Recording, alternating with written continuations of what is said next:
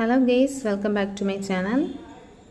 Today class the night the ghost got in lesson உடைய third part தான் பார்க்க போறோம். So already 2 parts complete பண்ணிருக்கோம். Third part means it is the last one.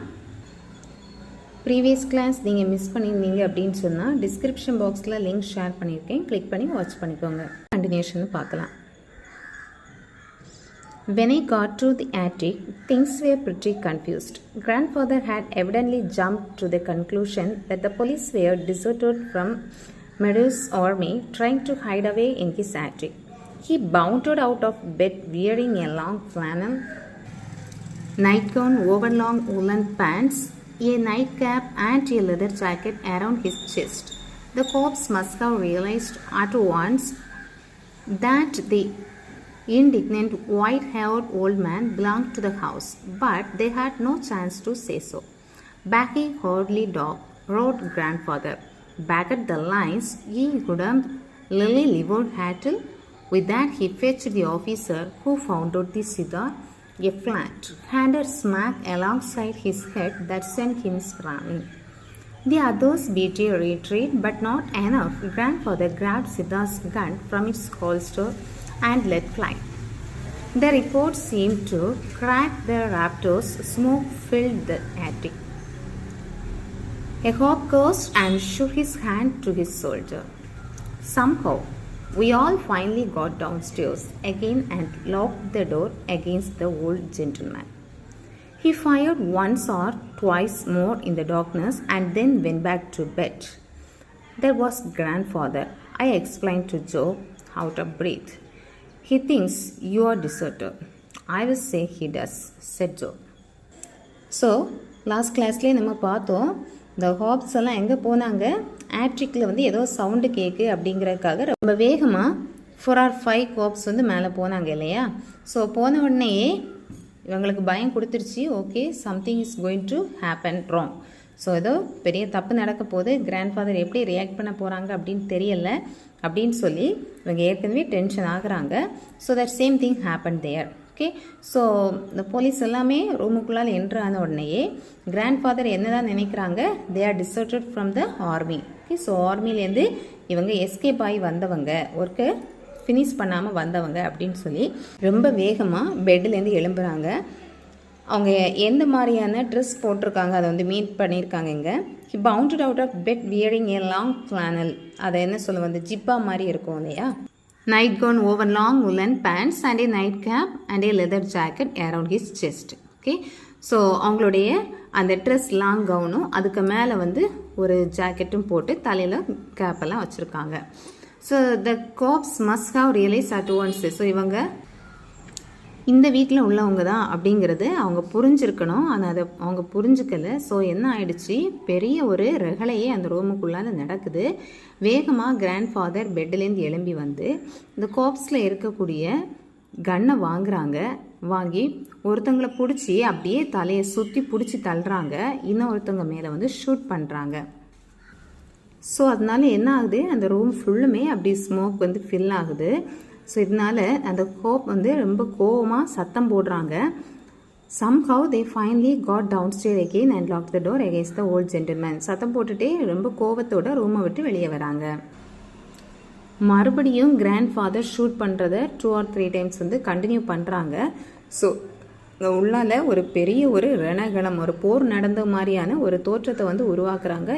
எல்லா இடமும் அப்படியே அந்த ரூம் மொத்தமே ஸ்மோக் வந்து ஃபில் ஆயிடுச்சு ஸோ வெளியே வந்ததுக்கு அப்புறமா தான் சொல்கிறாங்க இது வேறு யாரும் இல்லை என்னுடைய கிராண்ட்ஃபாதர் தான் நீங்கள் வந்து இந்த மாதிரி மிலிட்ரிலேருந்து வெளியே வந்துட்டீங்க உங்களோட ஒர்க்கை நீங்கள் பண்ணாமல் வந்திருக்கீங்க அப்படின்னு நினச்சி தான் கோபத்தில் கிராண்ட்ஃபாதர் இப்படி பிஹேவ் பண்ணுறாங்க அப்படின்னு சொல்கிறாங்க The cops were reluctant to leave without getting their hand on somebody besides grandfather. The night had been distinctly a defeat for them. Furthermore, they obviously didn't like to lay out something looked frantic and see their viewpoint phony. They began to fork into the things again. A reporter, a thin-faced, wispy man, came up to me. I had put on one of my mother's dress, not being able to find anything else. The reporter looked at me with mingled suspicion and interest. Just what the hell is the real lowdown here, Bat? He asked. I decided to be frank with him. We had ghost, I said. He gazed at me a long time as if I were a slot machine into which he had without result dropped a coin. Then he walked away. The Hobbs followed him, the one grandfather stood holding his now bandaged arm, cursing and blaspheming. "I'm gonna get my gun back from that old bat," said the Siddharth Hobb. "Yes," said Joe. "You? And who else?"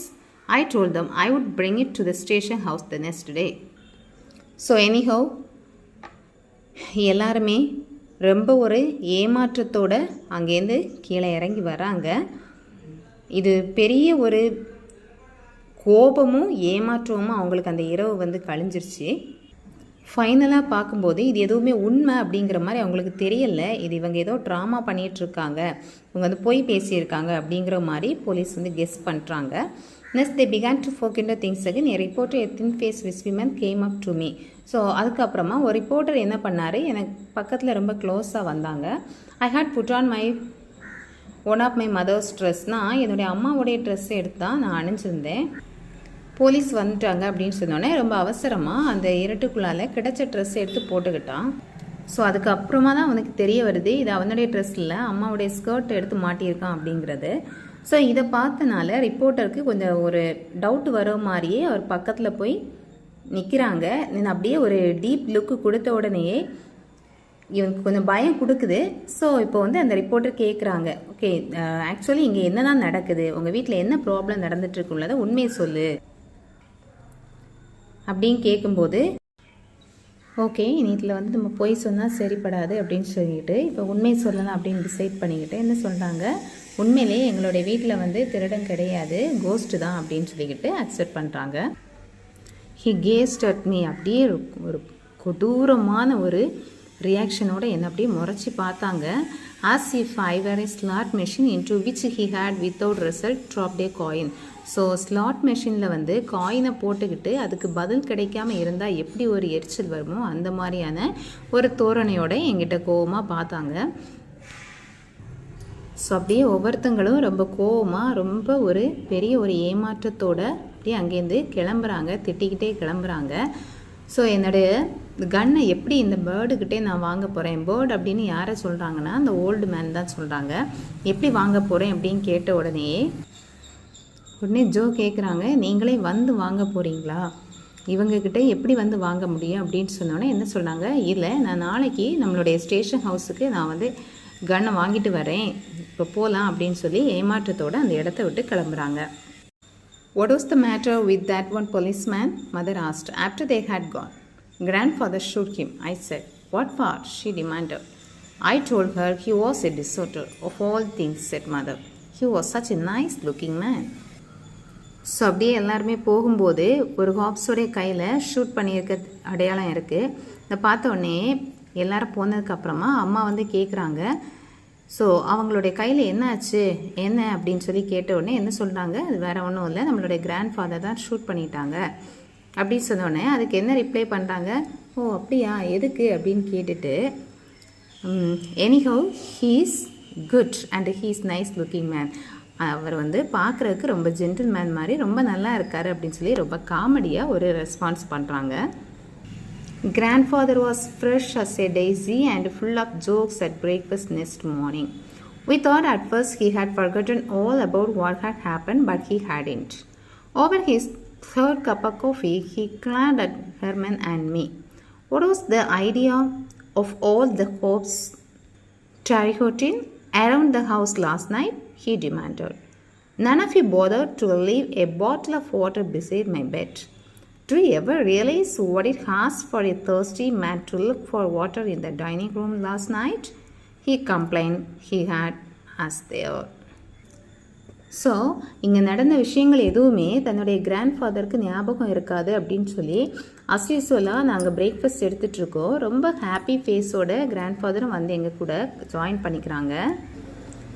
ஆனால் நாங்கள் நினச்ச மாதிரி எங்களுடைய grandfather எந்த விஷயத்தையும் மறக்கலை.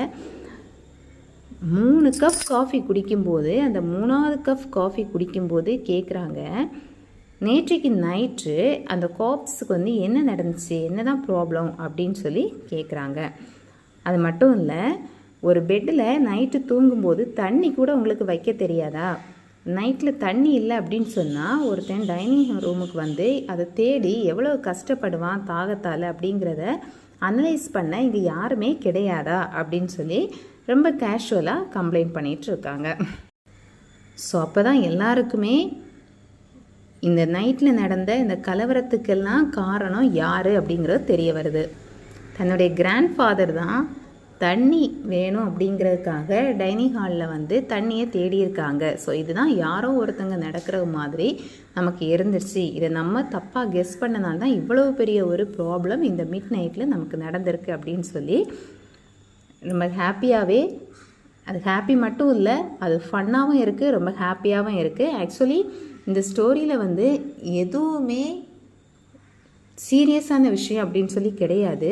ஒரு சில்லியான திங்ஸை அவங்க ரொம்ப சீரியஸாக எடுத்து அவங்க பிஹேவ் பண்ணிக்கிட்டதால் தான் இந்த மாதிரியான ப்ராப்ளம்ஸ் வந்து எரைஸ் ஆயிடுச்சு. ஸோ இந்த ஸ்டோரியிலேருந்து அவங்க என்ன சொல்ல வராங்க அப்படின்னு சொன்னால், எந்த ஒரு விஷயம் பண்ணாலும் நம்ம என்ன பண்ணணும், யோசித்து தான் முடிவு பண்ணணுமே தவிர எடுத்தங்கவுத்தேன்னு சொல்லி என்ன பண்ணக்கூடாது, எதையுமே டிசைட் பண்ணக்கூடாது அப்படிங்கிற ஒரு மாரலை தான் இந்த ஸ்டூடெண்ட்ஸுக்கு இந்த ஸ்டோரி மூலமாக சொல்ல விரும்புகிறாங்க.